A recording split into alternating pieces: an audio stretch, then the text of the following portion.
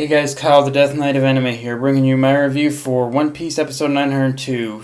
And just jumping right into it, I'll be honest, guys, out of all the episodes thus far in Wano, it's this episode that pretty much had the biggest filler vibe to me. I mean, don't get me wrong. Don't get me wrong. Other episodes have pretty much had those moments where have all had those moments where there's been padding and or there's been padding and filler in each one. But pretty much compared compared to this one, but comparing all those but compared to all those other episodes where it felt like at least one or two things got accomplished, this episode didn't. This is an episode where I didn't even feel that anything got accomplished in the episode itself. If I'm being honest with you, so like and don't get me wrong, there were definitely one or two bits, but yeah, as a whole, there was very little I felt that even got accomplished in the episode. Which, again, to the credit of all those other episodes, even though they had padding in them, it felt like there was at least one or two things I could pick out that really stood out and really kind of pushed the story forward. But with this episode, yeah, there wasn't even a whole lot I can even say that was really pushing that really pushed the story forward here. I mean, honestly, we didn't. Hell, in the episode itself, we didn't even get to the main event. What was supposed to be the main event of the episode, which is Luffy versus Orochima. That itself, like it didn't even get started until like the end of the episode. So yeah, it's like so yeah, as a whole, there wasn't even anything that got accomplished in the episode. Like yeah, the whole Orochima and Luffy fight, that it didn't get started until the very end, and that was only like pretty much the prelude of that fight starting. So yeah, there wasn't a whole lot.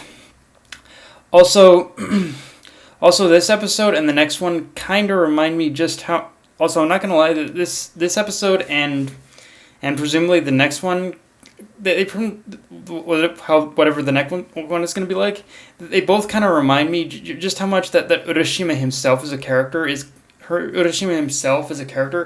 is kind of a plot device. But to the anime's credit, I do got to say that Prince Toei at least made him that if I remember correctly, at least he was made at least a little sympathetic with that whole speech. He basically yelled out to the crowd.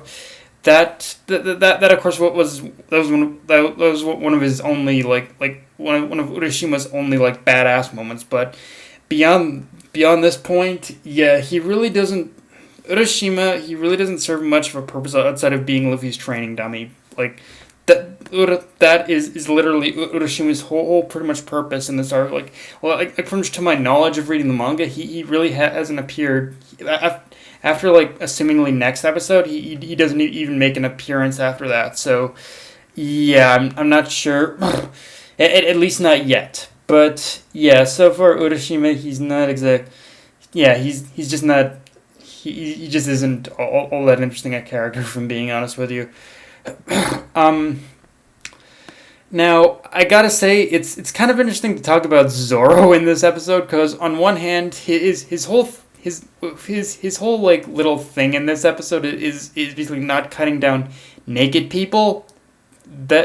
Which just him saying that had me going, dude, who gives a fuck? They're pretty much 100+ pound sumo wrestlers who could crush someone with just their bare hands. I don't think now is the right time in order to dwell on semantics and weird ethics, dude. Like, but. So yeah, it was like, dude, who gives a fuck? They're strong ass men, okay? I think they can handle a little slash to the gut, but so yeah, I was like a little weirded out by that. I don't even remember if that was in the manga, but I don't.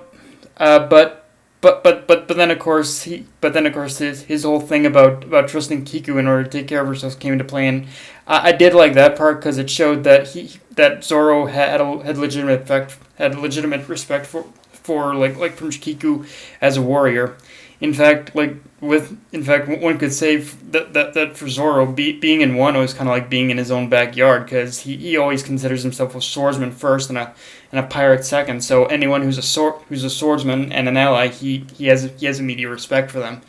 And so yeah, I liked that particular aspect of it. But yeah, that whole thing with Zoro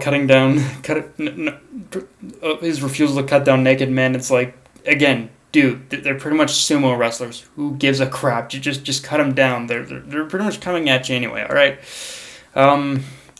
And yeah, Kiko herself once again, she recently proved her skills as a samurai once again in this episode, but also the other thing that, in order to take away from pretty much Okiku in this episode, is that is how much of a master manipulator that pretty much Okiku can be, because she was, when it came to the whole thing of her and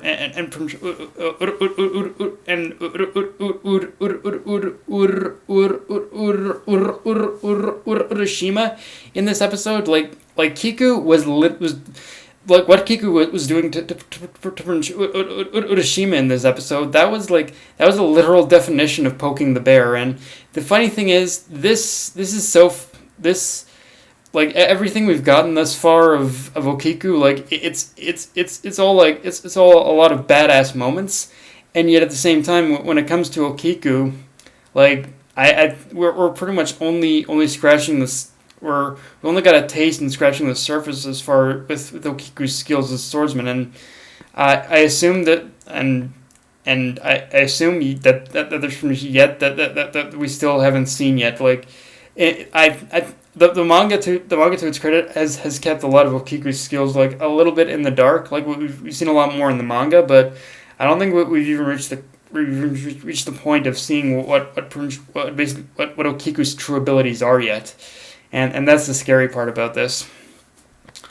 Next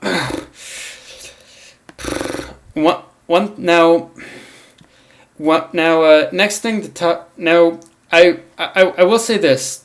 Now, final thing I will say is despite everything I've said thus far and all the problems I've brought up with the episode, is that looking at the preview for I suppose the next episode, it does make me think that this episode was purposefully bad in terms of pacing, and to a lesser degree art and animation, to a degree as well, art and animation, in order to save on the budget. But at the same time, just pretty much the fact that this episode was just so bland, and the next episode promises more. That just kind of raises the question of basically why Toei didn't just jump right into it with the Luffy and Urashima fight over all the padding we got, unless they're planning in order to add their own touches to the Luffy and Urashima fight. But yeah, like I said, I think I get as to why this episode was so bland, but it just makes me wonder as to why all the padding to begin with. Again, it might have been to save on the budget, but the Luffy versus Urashima fight itself isn't really all that, wouldn't really cost all that much, unless, like I said, that it looks like they're planning to extend the fight a bit too. So there's that. But yeah, guys, that's pretty much all I've got for this review. If you enjoyed the video, like, comment, subscribe. Follow me on Twitter, Facebook, and Crunchyroll. That Night of Anime, signing off. Later, guys.